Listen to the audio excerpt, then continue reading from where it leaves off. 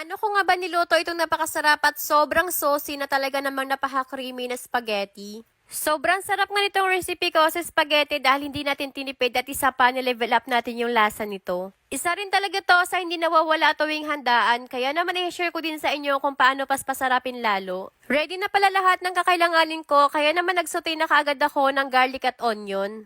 1 kilong ground beef naman yung nilagay ko dito, haluin lang natin yan at lutuin muna ng saglit. Nag-add na rin ako dito ng hotdog nung maluto na yung ground beef, tapos tinakpan ko lang to hanggang sa maluto yung hotdog. Haluin muna natin to para hindi masunog yung ilalim. Timplahan natin ng paminta, 1 beef cubes, tapos para naman sa sauce, 1 kilo and 500 grams na sauce yung ginamit ko at Filipino style. Dahil Filipino style nga ito, hindi na tayo nag-add ng sugar dito. Nag-add na lang ako dito ng salt dahil natatamisan talaga ako sa timpla. Para naman mas ma-level up lalo yung lasa nito, nag-add tayo dito ng 1 blocks na cream cheese. Sobrang sarap talaga kapag merong cream cheese, hindi mo na kailangan pa ng cheese pa dahil yung cream cheese pa lang ay panalong-panalo na. Para naman sa pasta na niluto ko, 1/2 kilo lang to pero sobrang dami talaga. Dahan-dahan ko nga lang hinalo to para lahat ng pasta ay malagyan ng sauce.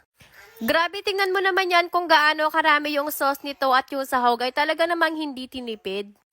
Ganitong spaghetti talaga yung napakasarap, yung hindi mo titipirin, talaga namang special yung lasa. Kaya naman kung nagkikrave ka rin sa spaghetti, naku, subukan mo nang gumawa ng ganito at wag mong tipirin para ma-achieve mo yung ganito kasarap na spaghetti.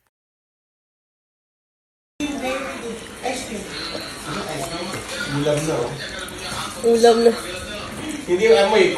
Meron pa nga pala ako nakita na mozzarella cheese sa ref namin, kaya naman inubos ko na dito para wala nang matira. Pero kahit wag mo na lagyan ng cheese dahil once na lumamig itong spaghetti, kapag nilagyan ng mozzarella cheese ay titigas yung cheese, kaya naman mag-iiba talaga yung quality.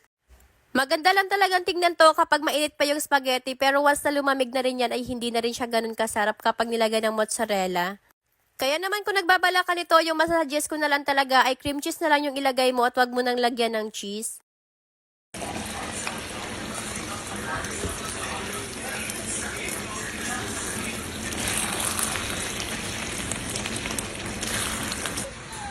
Sobrang cheesy, oh. Dito. O yan, oh. Grabe yung cheese. Yan yung pinipid sa sauce. Wow. Uy! Yan, oh. Grabe. Sobrang cheesy, oh. Wow.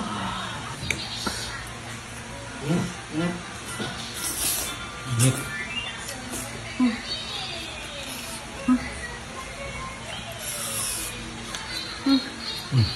Sarap. Cheesy ba?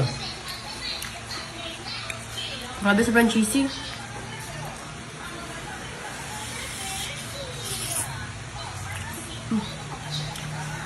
Dapat mo ako na makita. Ano talaga?